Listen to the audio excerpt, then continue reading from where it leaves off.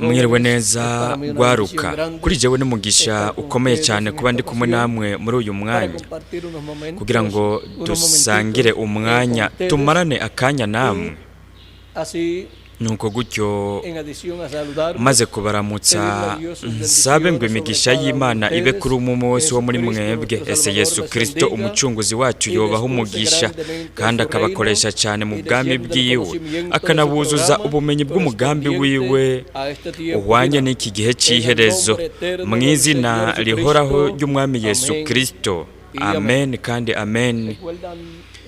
Mbega muribuka igihe bahimbaza umwaka ugira 50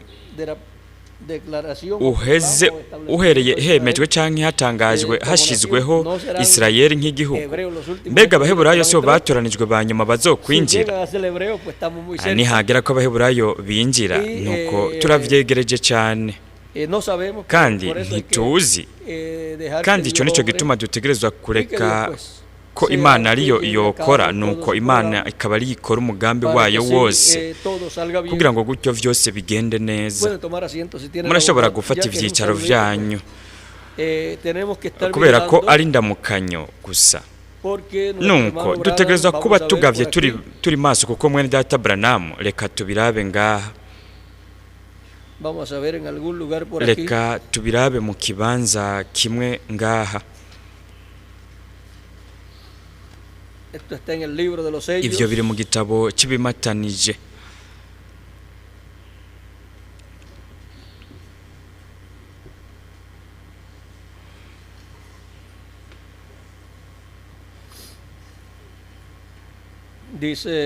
haravuga ku rupapuro rw'amajana 358 na 59 haravuga hati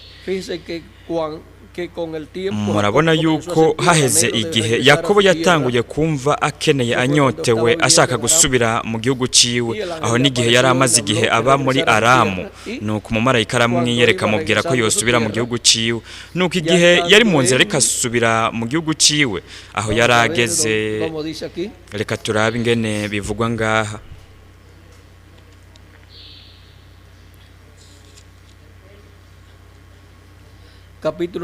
Ikigabane ca 32 umurongo wa 22 mw'itanguriro haravuga hati avyuka muri iryo joro ahitana abagore biwe bombi n'incoreke ziwe zombi n'abana biwe uko ari 11 ajabuka icambu ca Yaboki arabajabutsa uwo mugezi ajabutsa n'ibyo yari afise vyose, maze Yakobo asigarayo wenyene. Haza umugabo baranigana bashitsa mu mutwenzi, uwo mugabo abonye yuko atamushoboye no kuvuga uwo mugabo uwo mumarayika, uwo mugabo abonye ko atamushoboye akora ku mutsi wo kunyonga yitako ryiwe, umutsi wo kunyonga yitako rya Yakobo urahinyagara bakiriko baranigana. Uwo mugabo aramubarira ati ndekura kuko umutwenzi utambitse. Yakobo aramwishyura ati sinkurekura utampezagiye. Nawe aramubaza ati witwa nde? Ati nitwa Yakobo. Aramubarira ati ntukitwa Yakobo ukundi ariko wiswe Isirayeli kuko waniganye n'Imana n'abantu ukanesha. Yakobo aramubwira ati ndakwinginze nyibarira. Uwo mugabo aramubaza atumbariza ikizina ryanje, amuhezagirira aho hantu. Yakobo yita aho hantu Peniyeli, nukuvuga hari ipeniyeli. Ati mbonye Imana imbona nkubone nonehe ndacariho. Migere nimba kwikarata woshobora kubona Peniyeli wohereka urugwaruka kugira ngo babone Peniyeli ahariho. Izuba rirasa akirenga Peniyeli agenda acumbagira itako ryiwe. Ico nico gituma Abisirayeli batajya umutsi w'ifyinga uri kunyonga yitako na bugingo nubu, kuko wa mugabo yakoze ku mutsi wo kunyonga yitako rya Yakobo,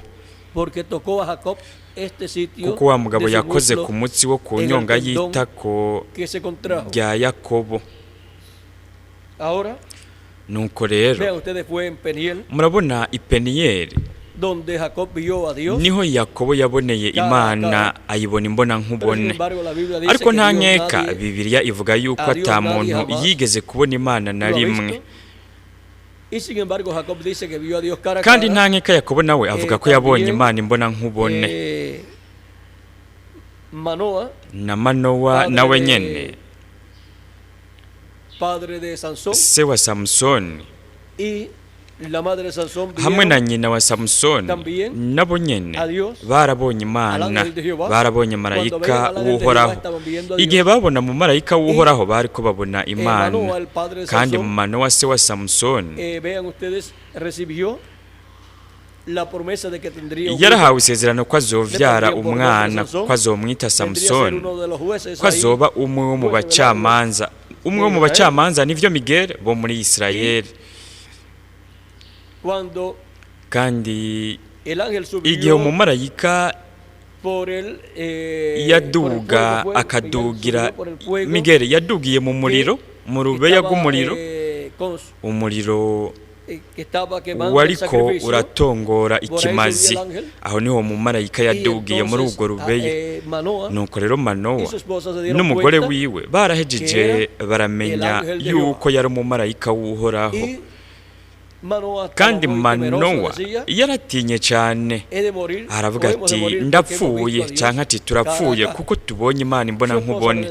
Umugore wiwe aramubwira ati ntidupfa, ati kuko ntaba yadusezeranije ko tuzovyara umwana. Nukuvuga ko yakoresheje ukwiyumvira. Ntivyari binakenewe ko arinda kuronka uguhishurirwa kugira ngo abimenye. Ariko ubwoba bwari bwinshi cyane mu mutima wa Manowa, kuko yari abizi Imana yari yarabwiye Mose, kandi vyari mu vyanditswe bo bari barabisomye yuko ata muntu yigeze kubona Imana na rimwe. Kuko Imana yaravuze iti kuko umuntu atondaba mu nyonga ngo abeho. Nuko mu nyuma no muri Yohana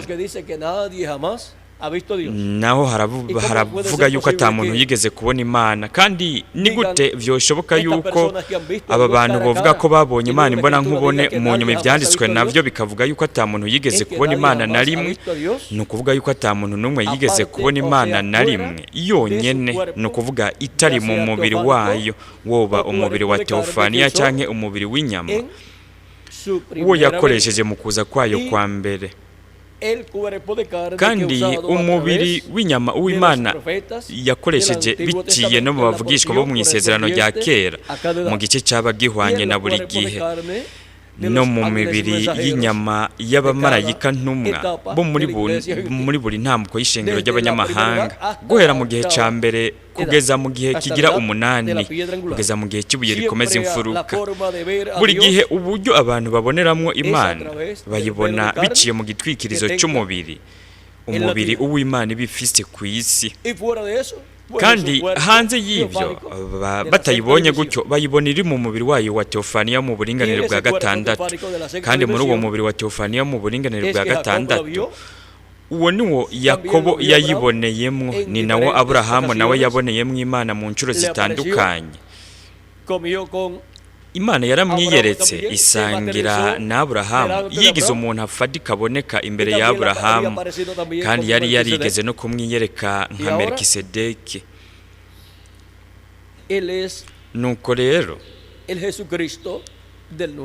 uwo ni Yesu Kristo wo mu isezerano rishya, uwo ni marayika w'isezerano, mu marayika w'Uhoraho, ari we ngaha Yakobo baniganye muri uyu mwanya i Peniyeli.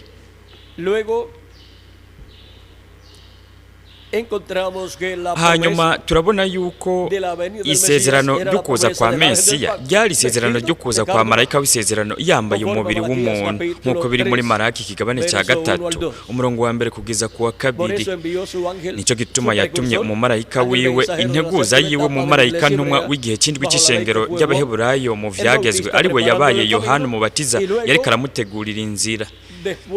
Kandi hanyuma inyuma yiwe hari kuza inde? Umwami Imana ya Aburahamu na Isaka na Yakobo, marayika w'isezerano, ari we mu marayika w'Uhoraho.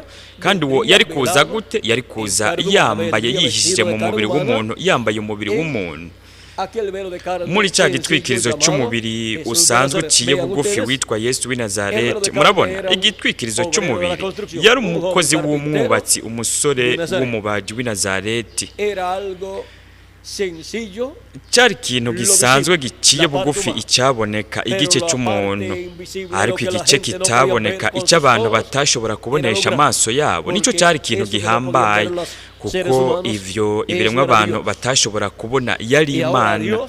Nuko rero nta muntu yigeze kubona Imana na rimwe, ariko yo yarigaragaje biciye mu mibiri y'abantu. Iyo Imana yarungitse ku bw'iyo ntumbero mu bavugishwa bo mu isezerano rya kera mu gice gihwanye na buri gihe, muri Yesu yigaragaje mu mwuzuro wayo wose, no mu bamarayika ntumwa bo muri buri gihe yarigaragaje mu gice gihwanye na buri gihe, kandi no mu gihe cy'ibuye rikomeza imfuruka izokwigaragaza nk'uko bihwanye n'ivyagenywe, ivyategekanijwe kubera mu gihe cy'ibuye rikomeza imfuruka. Uko niko kuzoba ari kugaragara kwa nyuma kw'Imana, kugaragara kwa nyuma kwa Yesu Kristo, marayika w'isezerano agaragariye mu mubiri w'umuntu.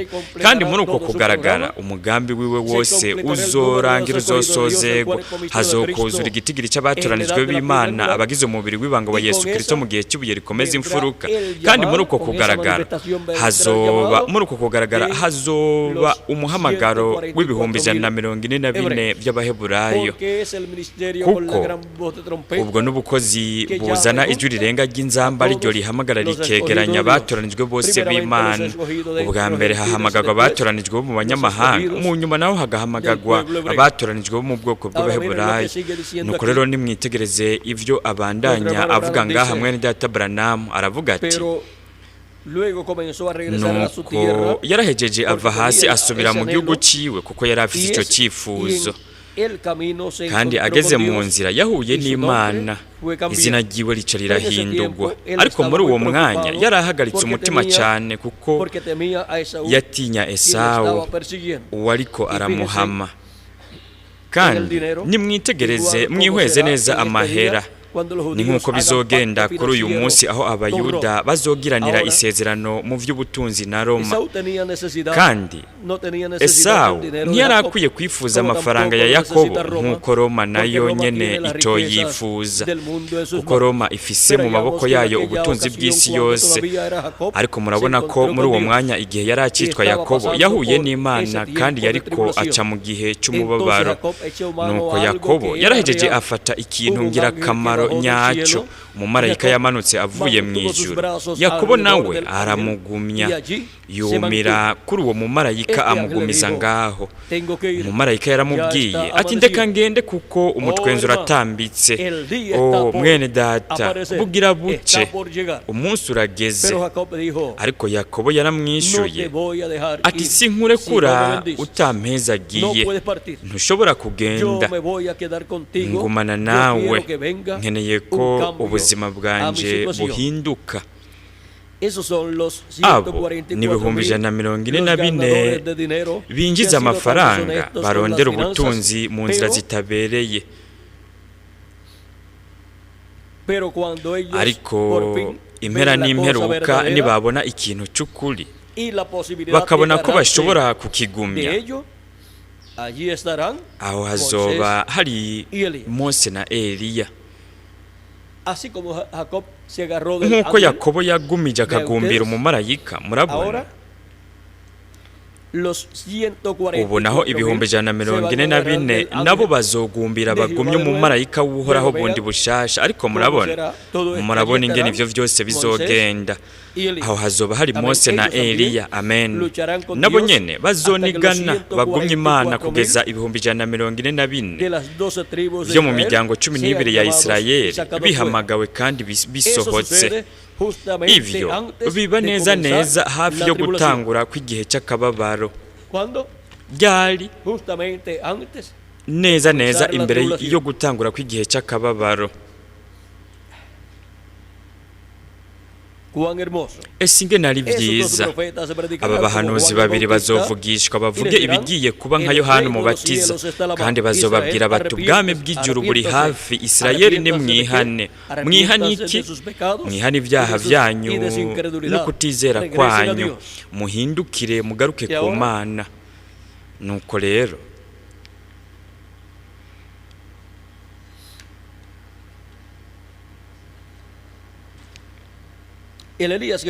mbega Eliya azoza kubwira ubutumwa abayuda ni wa wundi Eliya nyene w'ukuri yariho mu minsi ya Ahabu canke gusa izoba ari mwe mu ya Eliya iri mu wundi muntu? Nuko rero iyaba nari nshoboye ivyo kubibishura neza, nari gushobora no kubishura ku bijanye na Enoki, ariko ntavyo nshoboye. Ivyo nzi gusa nibivugwa mu vyanditswe ku bijanye nuko bizoba bimeze. Birashoboka ko jewe nibaza, reka ndabivuge muri ubu buryo: ese bene data bazokumva iyi kaseti, ese iyaba bovyumvise neza, nibaza yuko azoba ari umuntu wo muri ico gihe asizwe iyo mpwemu, kuko igihe Eliya yari yamaze kuduzwa, Elisa agahura n'abana b'abavugishwa, bo bavuze bati impwemu ya Eliya yaje kuri Elisa. Ni kubera ko Elisa yari akoze ico kimwe n'ivyo Eliya yakoze. Mbega bizomera gute ukuza kwa Eliya azobwira ubutumwa bw'ubwoko bw'Abaheburayo? Eliya agira gatanu azoba ari umuntu wo muri iki gihe asizwe iyo mwemu.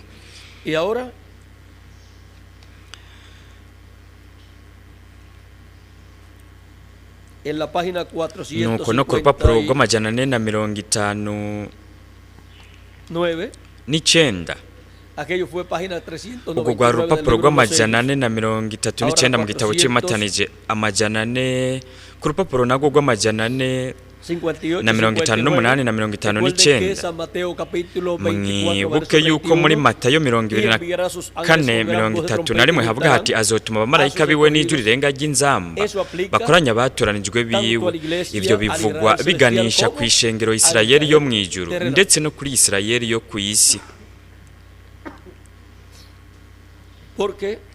Kuko abatoranijwe bo mu banyamahanga bazokumva inzamba ya nyuma canke ijwi rirenga ry'inzamba, ariyo nzamba y'ubutumwa bwiza bw'ubwami iriko iravuga, iriko irahishura ibanga ry'ukuza kwa kabiri kwa Kristo. Nuko haravuga hati ku rupapuro rw'amajana 458 na 59 haravuga hati: nuko rero hagati y'iki kimatanije cya gatandatu n'ikimatanije cy'indwi niho we ahamagara abo bantu aribo bavuzwe na Yesu Kristo muri Matayo 24:31. Inzamba niyavuga izoba ari inzamba y'ivyabona bibiri vyo mu gihe cy'ubuntu ku Bayuda. Haravuga inzamba. Reka tubirabe aho biboneka neza cyane aha muri Matayo 24:31. Azotuma abamarayika biwe, si umumarayika umwe ariko ni babiri, bazanye ijwi rirenga ry'inzamba. Niki iyo Imana ivuze humvikana ijwi ry'inzamba, uko niko ijwi ry'Imana ryamye ryumvikana iriko ihamagarira abantu kuja ku rugamba. Imana iriko iravuga, aba bamarayika babiri baza bazanye ijwi ry'inzamba. Kandi nimwitegereze neza, ariko mu minsi y'umumarayika w'indwi havuga inzamba imwe, mw'ijwi ry'umumarayika wa mbere havuze inzamba imwe, mu minsi y'ijwi ry'umumarayika wa kabiri havuze inzamba imwe. Uko niko vyagumye bigenda uko Imana yabirungitse buri umwe. Ariko igihe hatangazwa ibimatanijwe, aho bose bari bakoraniye hamwe mu mwanya ngirakamaro cyane w'Imana kugira ngo ihamagare umugwi w'abantu, kandi humvikanye ijwi ry'inzamba imwe. Nuko harahejeje hahishurwa ibimatanije ndwi. Imana iriko iregeranya abayuda bayo batoranijwe ibakura mu mfuruka zine z'isi. Nk'uko twabibonye, we yaravuze ku bimatanije bitandatu, ariko nta na kimwe yavuze ku kimatanije cy'indwi. Turabona muri Matayo 24:31 ko Yesu atangura kuvuga mu migani, ariko aravuga ku bijanye n'umuhamagaro w'abayuda batoranijwe. Nuko rero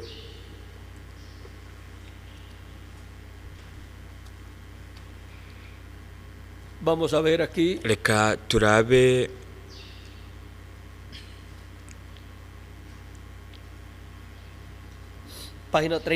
ku rupapuro rwa 30 mu gitabo cy'ibihe by'ishengero haravuga hati: none n'iryari ubutumwa bwiza buzosubira mu Bayuda, n'igihe hazoba harangiye ikiringo cy'abanyamahanga.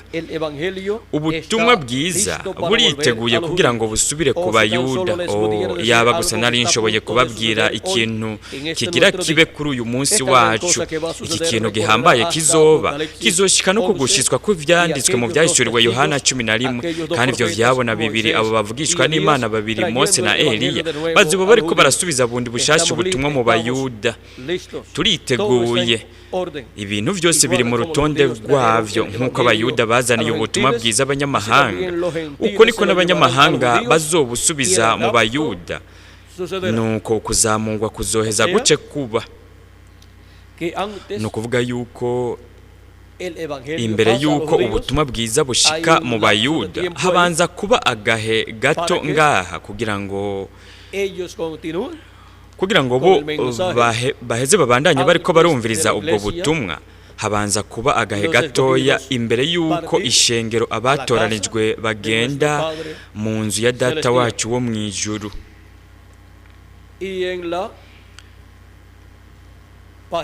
Kandi no ku rupapuro reka turabe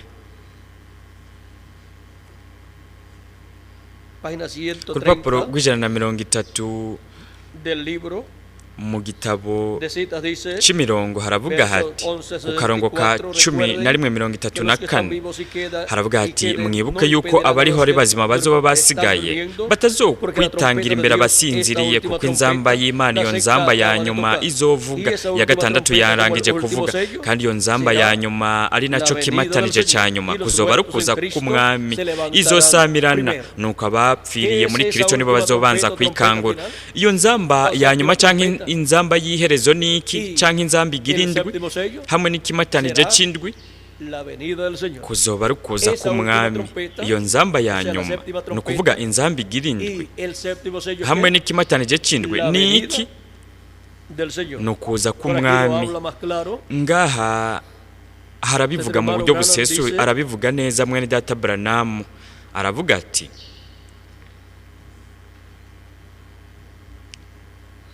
ku rupapuro rw'129 mu gitabo c'imirongo, ni no mu gitabo c'imirongo naho nyene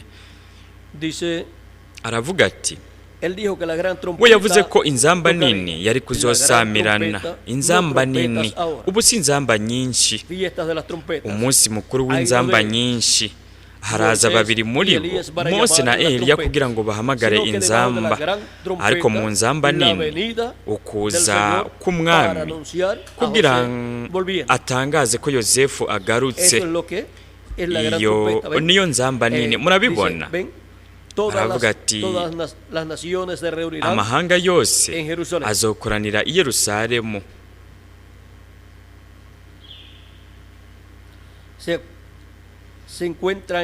Ivyo biri mu gitabo ca Yesaya. Mperuka gusa kubabwira kimwe mu bigabane twasomye. Ivyo biri muri Yesaya kigabane ca 18 umurongo wa mbere kugeza ku wa gatatu, no muri Yesaya kigabane ca 27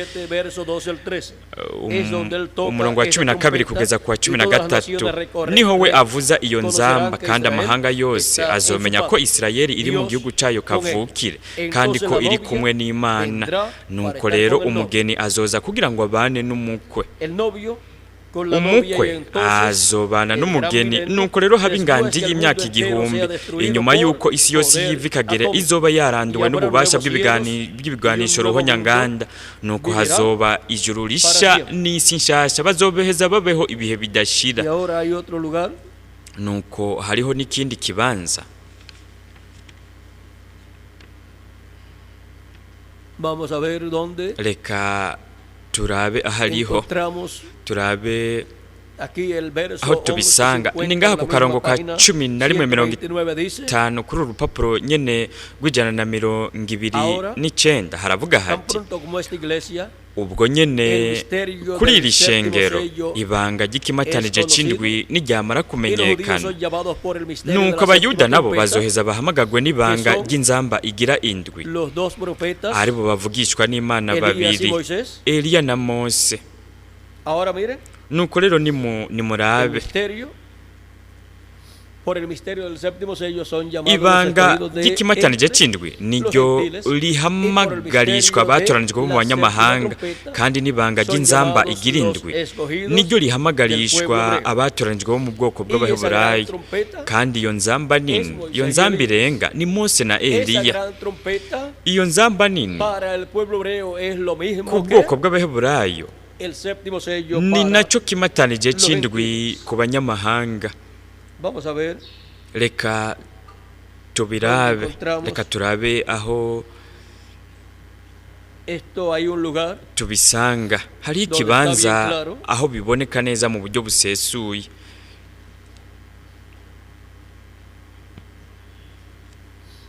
esta gran trompeta iyo nzamba nini inzamba irenga para los judíos. ku bayuda Vean ustedes, es lo mismo nimwitegereze que el séptimo sello ni nacyo kimatanije para c'indwi la iglesia. ku ishengero Gentil. ry'abanyamahanga En la página ku rupapuro rw'ijana na 149 mirongo ine n'icyenda del libro de los mu sellos gitabo y el cy'ibimatanije libro más bien de citas, ariko ni mu gitabo cy'imirongo haravuga hati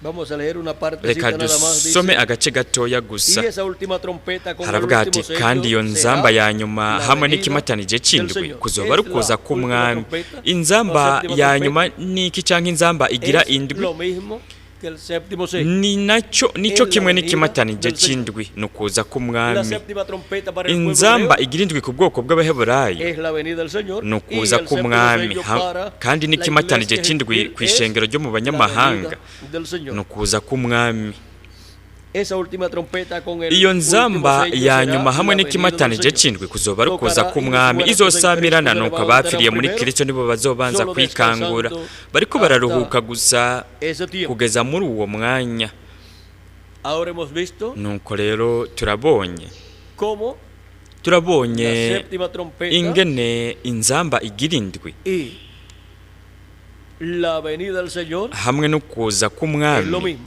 ari ikintu Dice, kimwe ari cyo kimwe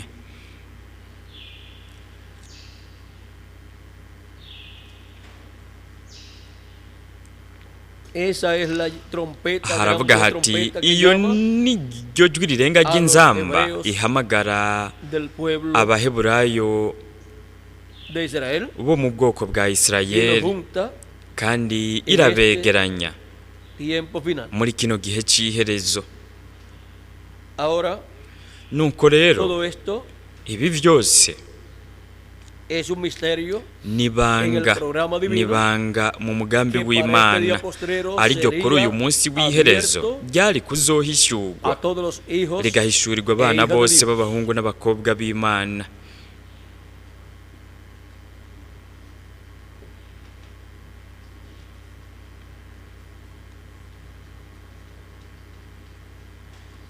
Dice, haranavuga hati desde el mensaje del séptimo ángel, guhera ku butumwa bw'umumarayika w'indwi intumwa y'ikimatanije c'indwi uhereye no mu byahishuwe ikigabane cy'icumi ico cari ikimatanije a las c'indwi 7 trompetas en n'inzamba esas ndwi dos veces, entre esas muri dos izo ncuro veces. hagati muri ¿Cómo izo podemos ncuro decir zibiri esto para hacer que mbega la ibi gente twobivuga lo vea? gute kugira ngo Entre abantu esa babibone sexta bavyumve trompeta y la hagati sexta- y'iyo nzamba ya y gatandatu la sexta trompeta y el sexto sello n'ikimatanije tocan al c'indwi mismo tiempo. kandi inzamba ya gatandatu n'ikimatanije c'indwi bibera icarimwe bivugira rimwe hagati y'inzamba ya gatandatu n'inzamba y'indwi hagiye kuza haraboneka umuvugishwa hagati mu banyamahanga kugira ngo asubire ahamagara abantu basubize ku kwizera kw'inkomoko ko kuri Pantekoti kandi ivyabona bibiri byo mu vyahishuriwe Yohana 11 bizoshika biraboneka ku bayuda kugira ngo bibashikane kuri Yesu mu gihe ishengero ryo rizoba ririko riraduzwa abo bavugishwa bose amen ijambo ry'umwami ntirishobora kureka gushitswa ntuzoba ari umugwi w'idini murabibona musome mu bitabo byanyu murabe yuko hagati y'inzamba ya gatandatu n'inzamba y'indwi murabe ko atariho abayuda nabo bingizwa imbere bariko barahamagagwa ngo basohoke hagati y'icyago cya gatandatu n'icyago c'indwi twebwe turarengana ivyo bihumbi 144.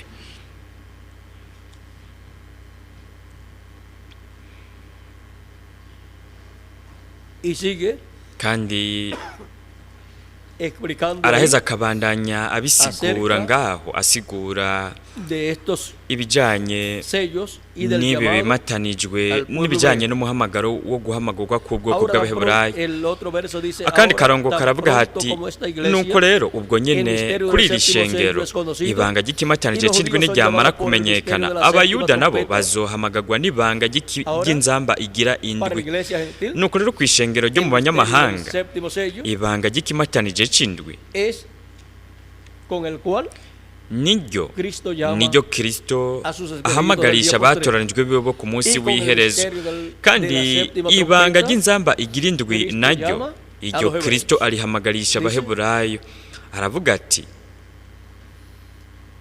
el misterio del séptimo sello es conocido. ibanga ry'ikimatanije O sea, esto c'indwi para la iglesia. niryamara kumenyekana, Y los ni judíos ukuvuga son ivyo llamados ni por el kw'ishengero. misterio Abayuda de la nabo séptima trompeta, bazoca que son bahamagagwa n'ibanga dos ry'inzamba profetas, igira indwi, Moisés, aribo bavugishwa n'Imana Elías y babiri, Moisés. Mose canke Eliya na Mose. Ahí tenemos lo que está Aha prometido turahafise ivyasezeranijwe ser cumplido kugira ngo en este tiempo final. bishikirizwe muri kino gihe c'iherezo, Y esto es lo que kandi le da la fe para ivyo nivyo ser transformados y biha adaptados ukwizera a los gushoboza escogidos guhindurwa no del día postrero. kuzamurwa abatoranijwe bo ku munsi La fe, w'iherezo. la Ukwizera, revelación, uguhishurirwa para ser transformados y kubashoboza adaptados. guhindurwa no Así como kuzamurwa, la ni revelación nk'uko uguhishurirwa para recibir gushoboza abantu el perdón de nuestros kuronka pecados imbabazi z'ivyaha y vyacu lavar nuestros no koza pecados. ivyaha vyacu. ¿Dónde está la fe, la Uko revelación? kwizera, uko guhishurirwa kubonekera hehe? Mu kuza kwa mbere kwa Kristo. Abantu bariko bararonka guhishurirwa ubumenyi bwo kuza kwa mbere kwa Kristo. Kandi mbega ubwo bumenyi buza gute? Buza buboneka biciye mu butumwa bwiza bw'ubuntu. Kandi n'ubumenyi bwo kuza kwa kabiri kwa Kristo, ubumenyi bw'ikimatanije c'indwi nabwo buza buboneka biciye mu butumwa bwiza bw'ubwami, kugira ngo turonke guhindurwa kwacu. Ibanga ryo guhindurwa, murabona, nimwitegereze rizunguruka hirya no hino, rishingiye ku kuza kwa kabiri kwa Kristo. Hatabonetse ubumenyi bwo kuza kwa kabiri kwa Kristo, nta muntu n'umwe mu bariho ari bazima ku isi azoshobora guhindurwa no kuzamurwa, kuko nta muntu azoronka ukwizera guhishurirwa kuzotanga, kuzozana uguhindurwa kw'imibiri yacu. Kandi uko kwizera, uko guhishurirwa kuri kubonekera mu kuza kwa kabiri kwa Kristo, ni ukuvuga bibonekera mu kimatanije c'indwi. Nuko rero turabonye iri banga rihambaye riri ngaha, kandi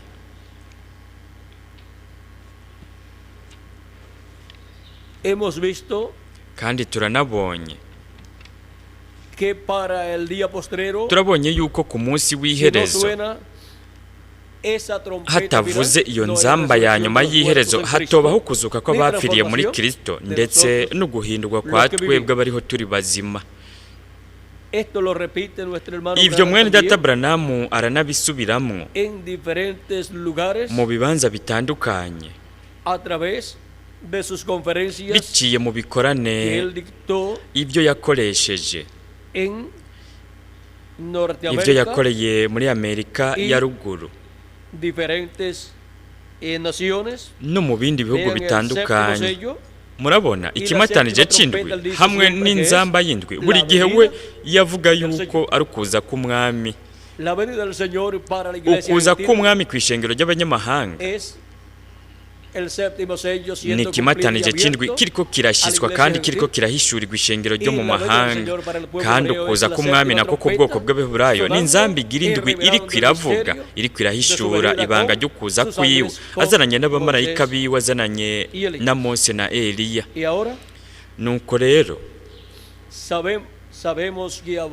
turazi yuko hazoba uguhura, ukunywana cyangwa ugusobekerana, ugusobekerana n'ubwoko bw'abaheburayo ku munsi w'iherezo.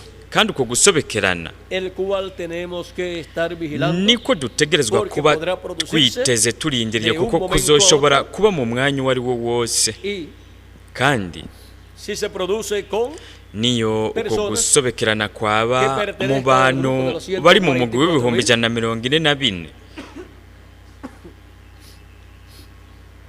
eso señalaría ivyo bizokwerekana yuko para los escogidos entre los igihe gentiles ku batoranijwe bo mu banyamahanga kiriko kirashika ku iherezo ryaco, y que muy poco falta kandi entre los bizokwerekana ko hasigaye bake cyane bo mu banyamahanga kugira ngo bahamagare begeranywe. gentiles, y kandi en ese entrelace, muri uko gusobekerana si falta alguno de los nimba gentiles hariho de ser uwuzoba llamado asigaye wo mu juntado, banyamahanga será kugira ngo llamado ahamagagwe yegeranywe, azohamagagwa juntado. Y anegeranywe. si se habrá terminado kandi nimba el recogimiento entre hazoba los gentiles, harangiye guhamagagwa no kwegeranywa ko mu banyamahanga, todo será canalizado nuko rero ibintu byose para los bizoheza hebreos bikogwe después biganisha vyerekeye de la abaheburayo obra de gusa Cristo inyuma con y'igikorwa su ca iglesia Kristo ico azoba yakoreye mu ishengero ryiwe ryo mu O sea que mahanga. tenemos que ni estar ukuvuga con yuko nuestros corazones dutegerezwa kuba imitima bien yacu despiertos, nuestras ikangutse almas neza, bien ubugingo despiertas bwacu nabwo nyene espiritualmente bukangutse neza mu buryo bw'impwemu, y nuestros pecados nuko confesados ibyaha a byacu Cristo y bikaba echados vyaturiwe en la Kristo sangre kandi del Cordero de vyaterewe mu Jesucristo, maraso y'umwagazi para que w'intama así mu maraso ya Yesu no estén Kristo, sobre nosotros, kugira ngo gutyo ntibibe biri kuri porque de un twebwe, momento a otro, kuko mu mwanya uwo ari we wose Jesucristo saldrá Yesu Kristo del trono de azova ku ntebe yo intercesión en el kuvugira cielo, abantu mu ijuru, y luego de ahí en adelante kandi mu nyuma uhereye ngaho ukabandanya las personas aunque quieran abantu lavar sus naho pecados bazokwifuza en la sangre de koza Cristo, ibyaha byabo mu maraso ya Kristo, ntihazoba hakiriho amaraso ku ntebe yo kuvugira abantu mu ijuru, para Cristo kugira ngo Kristo ashobore kugirira imbabazi, ashobore gushikana imbabazi ziwe los gentiles ku banyamahanga, y ya estará kandi tratando con aho azoba asigaye ariko arakorana gusa hebreo. n'ubwoko Así bw'abaheburayo. que tenemos que estar nuko preparados rero porque dutegerezwa kuba twiteguye, así como kuko comenzó Cristo con nk'uko nosotros, Kristo yatanguriye muri esta twebwe etapa iyi ntambuko que ha estado durando muchos años, ariyo imaze en la imyaka cual hemos myinshi. estado recibiendo Muri iyo grandes ntambuko twagumye bendiciones, turiko turayironkeramwo imigisha ikomeye ihambaye, Cuando ariko algunos se nimwitegereze dieron igihe bamwe ya babimenya, había comenzado, bamwe pero babimenye iyo algunos ntambuko vieron yaramaze gutangura, el entrelace que ariko bamwe ntibanabonye no gusobekerana en esa, kwabaye nueva edad muri iki gihe que gishasha comenzó la edad de la piedra angular, icyatanguye igihe cy'ibuye rikomeza imfuruka. Ntibabonye ingene la cyasobekeranye edad n'igihe séptima, kigira indwi, como el mensaje subió, ntibabonye ingene ubutumwa bwaduze bukava mu ntambuko y'indwi bukaduga mu gihe cy'ibuye rikomeza imfuruka, kandi ntibanabonye n'ingene abatoranijwe bagumye bariko baraduzwa, uko no kuzamurwa ko mu buryo bw'impwemu, y el rapto literal, kandi ukuzamurwa nako gufadika, ukuduzwa gufadika kuzoba hamwe no guhindurwa gufadika nako será kuzoba porque ya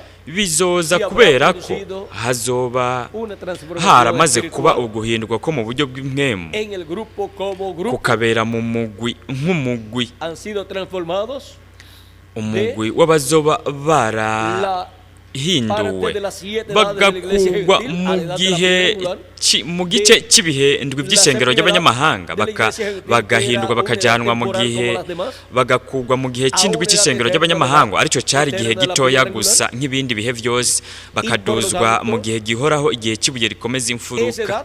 Nuko rero icyo gihe ni igihe gihoraho. Kubera iki?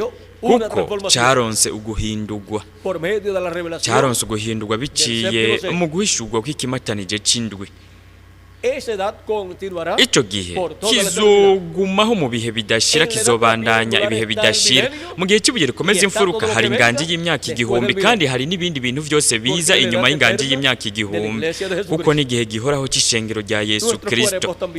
Imibiri yacu nayo nyene izohindurwa, izoreka kuba imibiri ipfa ihinduka imibiri idapfa, tuzoronka umubiri mushasha, kandi gutyo rero tuzoba no mu buryo bufadika twabaye abadapfa, abatabura mu buryo bufadika, kandi mu yandi majambo tuzobaho mu ngagi y'imyaka 1000, tubeho no mu bihe bidashira turi muri uwo mubiri utigeze usaza, para toda uzoba ari umubiri la eternidad. uzobaho ibihe bidashira. Ahora miren cómo nuko rero nimwitegereze el secreto está murabona bajo, ingene ibanga bajo el séptimo riri sello. hehe riri mu kimatanije c'indwi.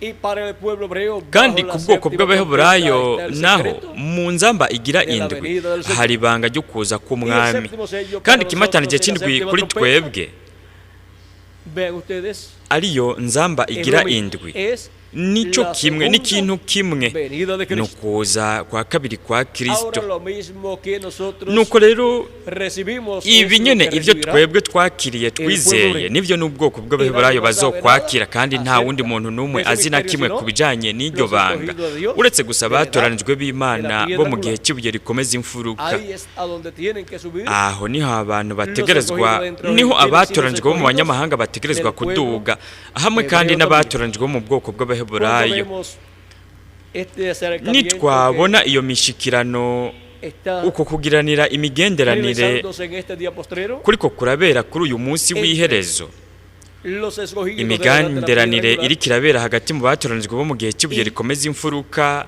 el pueblo hebreo, hamwe n'ubwoko bw'abaheburayo, tenemos que estar conscientes dutegerezwa kuba tuzi yuko dutegereza kumenya yuko mu buryo kanaka uko gusobekerana kuzoba kuriko kuratangura kubera mu mugambi allá en w'Imana. Guatemala. hariya muri Guatemala Tuvimos parte de la twarabaye mu comunidad nama hebrea de y'urunani Guatemala. rw'ihuriro ry'abaheburayo bo muri Guatemala. El presidente yari o el líder umuperezida máximo canke umurongozi de la mukuru comunidad. w'ihuriro ry'urunani ntibari abo muri ambasade ariko bari mu ihuriro ry'abaheburayo, ni ukuvuga abaheburayo bo muri Su Isirayeli. esposa también estuvo. n'umugore wiwe niho Y yari estaban ari, otras kandi personas más. hariho n'abandi Y sus bantu n'abana babo, Y compartieron con nosotros y kandi nosotros con basangiye ellos natwe dusangira nabo en esa ocasión. muri uwo mwanya. Y estuve hablando kandi acerca de nariko Jacob ndababwira ku bijanye na Yakobo, y de todo lo que obtuvo ndababwira n'ibintu vyose yaronse, al luchar siempre por kuko la we buri gihe bendición de la yaguma ariko primogenitura, aragwanira arondera umugisha como w'ubufura luchó por- y w'ubusamuragwa. la compró por un plato de ndababwira ingene lentejas, luego yagwanye akawugura isahani y'ibiharagi, mu nyuma ingene yagwanye agatwara uwo mugisha akaronka uwo mugisha wuhawe na Isaka, mu nyuma naho nyene yaraniganye aronka umugisha wuhawe n'umumarayika. nuko ngaho narabiberetse yuko iyo ntambuko ariyo yimirije gushitswa muri iyi minsi, kandi bo baranezerewe cyane. y ellos luego nos hablaban nuko nabo mu nyuma baratubwiye yuko biteze barindiriye kuza kwa Mesiya n'ibindi bintu y así nk'ivyo. pues estaban muy contentos nuko ellos rero y aho nosotros baranezerwe también con cyane, ellos. natwebwe nyene twaranezeranywe Y nabo.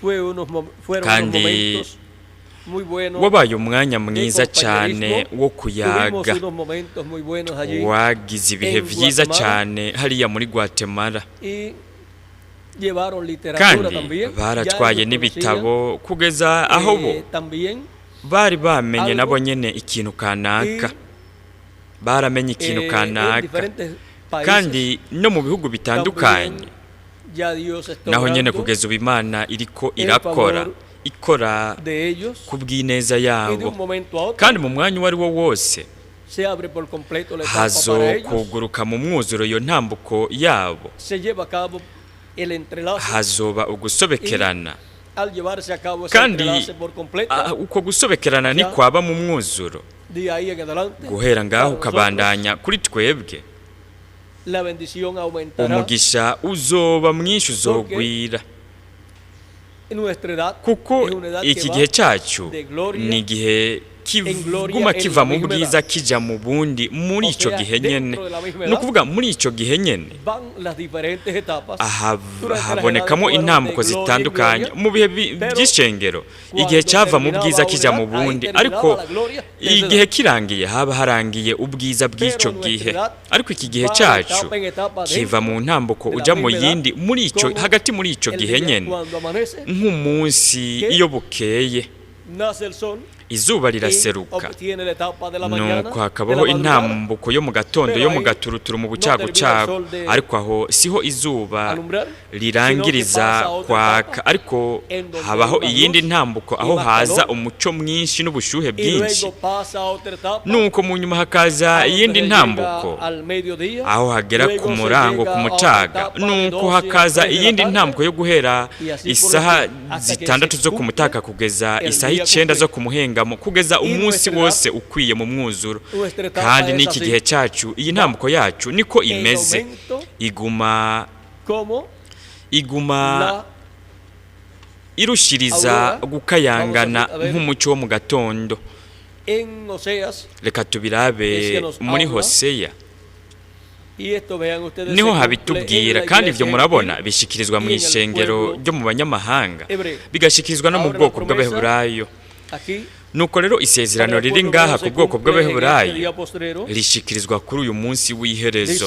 Haravuga hati mu kigabane cya 6 umurongo wa mbere kugeza ku wa 3, haravuga hati enda nimuze dusubire kuhoraho, kuko ari we yadutabaguye kandi niwe azotuvura, niwe yadukubise kandi niwe azodusomora, iminsi 2 ishize azoduhembura, ku munsi ugira 3 azoduhagurutsa tube bazima imbere yiwe. Ukuzuka ku bwoko bw'Abaheburayo kuba ku munsi uwuhe? Umunsi ugira 3, ari uwo munsi w'iherezo, kikaba ari n'ikimpumbi kigira 7. Nuko rero harabandanya havuga hati tuzoba bazima imbere yiwe. Ni ukuvuga yuko Isirayeli izosubira kuba igihugu gifise umwami yicaye ku ntebe y'ubwami ya Dawidi. Igihugu cya Isirayeli kizoba cyagaruwe, kandi igihugu cya Isirayeli kigarukanywe n'ubwami bw'Imana bugarukanywe hagati mu bwoko bw'Abaheburayo, hamwe n'ubwami bwa Dawidi bugarukanywe hagati mu bwoko bw'Abaheburayo. Ivyo bizoba igihe Mesiya azoba yicaye ku ntebe y'ubwami ya Dawidi. Uko niko igihugu cy'Abaheburayo kizoba cagarukanywe mu mwuzuro, kandi ibyo biba ku munsi ugira 3. Haravuga hati enda tumenye Uhoraho, tugire umwete wo kumumenya, nk'uko umutwenzi atacyo wubuza kuza, niko nawe azoza.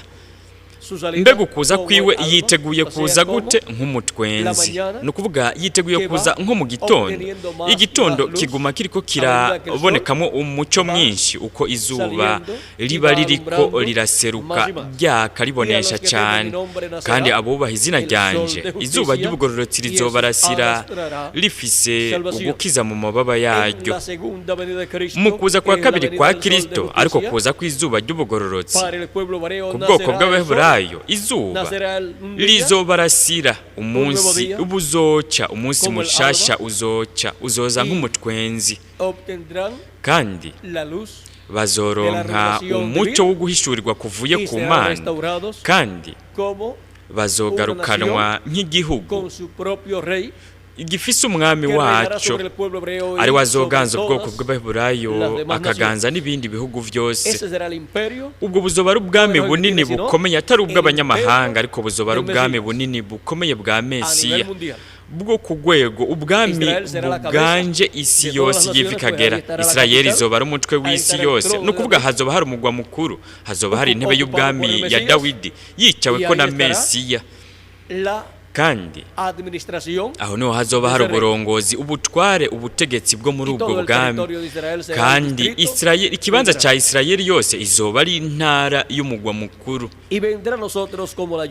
Azotuza ko nk'imvura y'umutasuro inyosheje hasi. Igihe tubwiwe ku mvura y'agatasi n'iy'urushana, haba hariko havugwa inyigisho ziva mu ijambo ry'iwe, inyigisho z'ukuza kwa kabiri kwa Kristo, hamwe n'inyigisho z'ukuza kwa mbere kwa Kristo, nk'imvura y'urushana n'iy'agatasi. Ni ukuvuga yuko ubwa mbere baronka imvura y'urushana, hanyuma naho bakaronka imvura y'agatasi.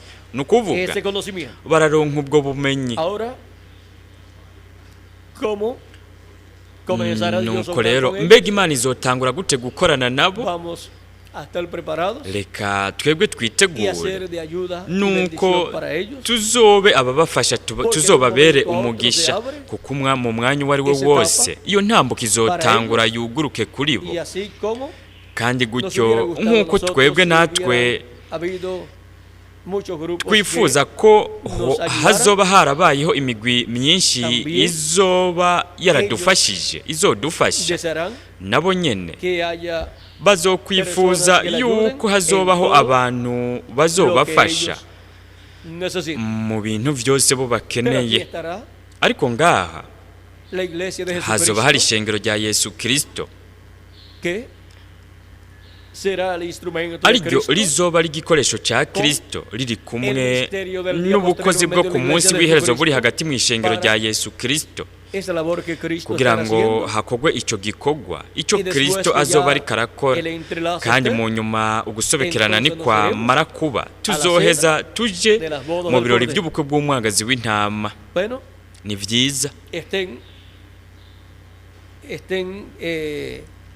a la expectativa, mube muvyiteze muri maso mugavye conscientes de estas cosas kandi que han de ibi suceder, bintu bigiye kuba y sin mubizi ningún fanatismo de kandi nosotros, sino personas atabafana bari muri twebwe ariko turi abantu bakwije pero biyumvira con neza revelación ariko bafise del séptimo sello uguhishurirwa y de kw'ikimatanije la séptima c'indwi trompeta. no guhishurwa kw'inzamba igira indwi orar por ellos, kugira ngo pedirle a Dios sus tubasengere Pero tubasabire recuerden que imigisha cuando ku Mana ariko mwibuke yuko esos 144,000, niyo ibi bihumbi 144 vyinjira entrar, canke niyo vyatangura kwinjira recuerden, ya se cerrará la mwibuke puerta yuko aho urugi ruzokugagwa los gentiles. ku banyamahanga Por lo tanto, aprovechemos bien nuko rero dukoreshe lo que nos neza ivyo que debe dusigaranye ser muy poco el tiempo igihe gitegerezwa kuba ari gito para dar el cyane mensaje tugikoreshe neza kugira ngo dutwara dukwiragize ubutumwa mu banyamahanga kugira ngo hakwire igitigiri cy'abatoranijwe b'Imana bo mu banyamahanga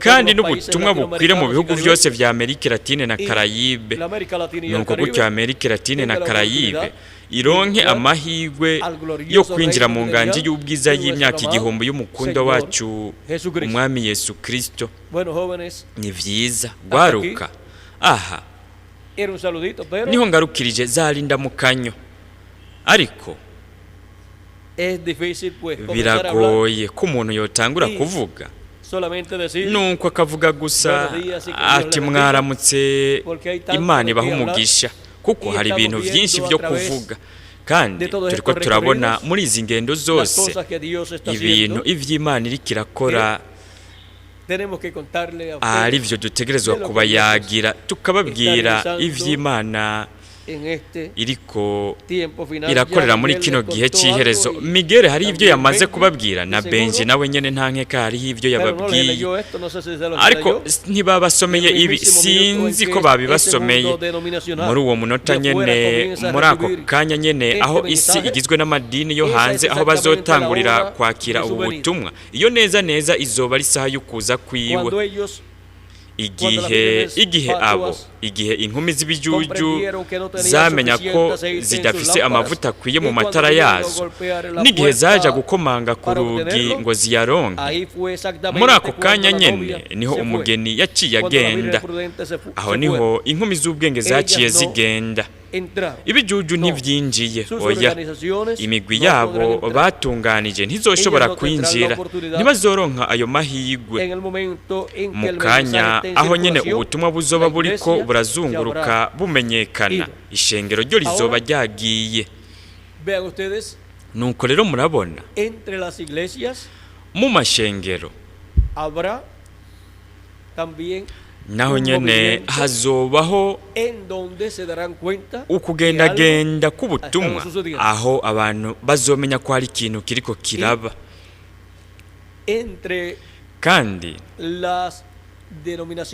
no mu madini ubutumwa naho nyene ubutumwa buzoba buriko burahagendagenda nuko rero mu migwi y'amadini muri kino gihe nimwitegereze murabe ubutumwa buzoba buriko buragendagenda muri bo kuko no muri bo naho nyene hazobamo abatoranijwe b'Imana la palabra bazokwakira bizera ijambo ser colocados kugira ngo en la edad bashigwe mu que gihe les corresponde, la edad de cyabo la piedra angular. igihe cy'ibuye rikomeza imfuruka.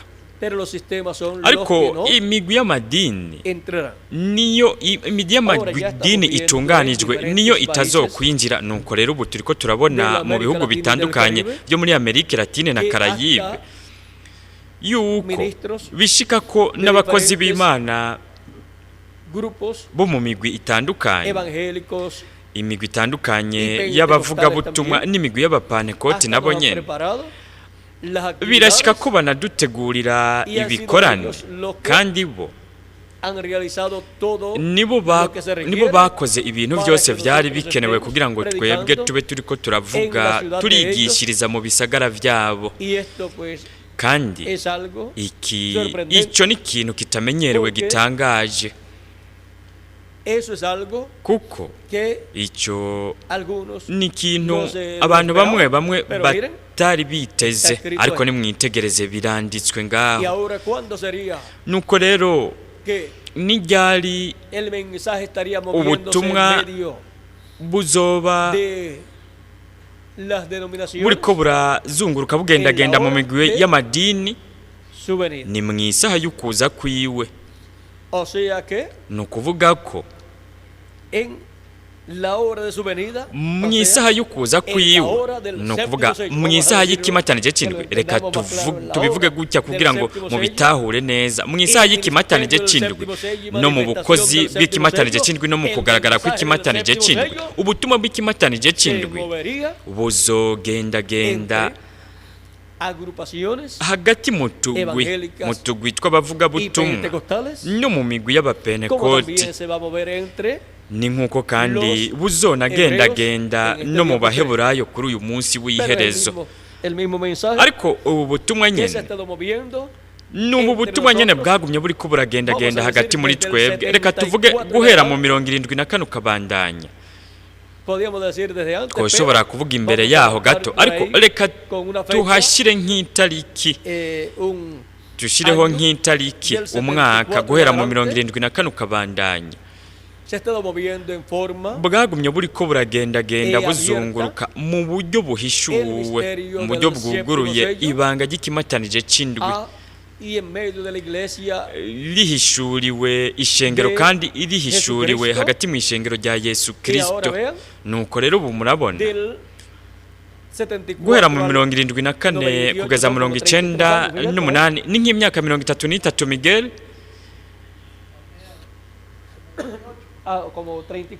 ni nk'imyaka 34, ni nk'imyaka 24, imyaka 24 guhera mu 74 kugeza mu 98, imyaka 35. iyo nayo ni yindi tariki. nuko rero guhera ku gihe habonekera ikimenyetso cy'umwana w'umuntu kw'ijuru kugeza ubu haheze imyaka 35. ntituzi yuko hazokwira imyaka 41 n'amezi 8 ariyo saha imwe y'imbere y'Imana. ariko ivyo reka tubiceceke tubigarukirize ngaba. ni ukuvuga yuko aho hari isaha, iyo ni isaha guhera mu 70, guhera mu 63 ukabandanya. kandi ibyo bizogera ku myaka ingahe? wongeye ko imyaka 5 kugeza mu 2003 canke mu 2004 niho hazokwira isaha imbere y'Imana guhera mu 63 mu kwa kabiri tariki 28 kugeza mu 2003 canke mu 2004.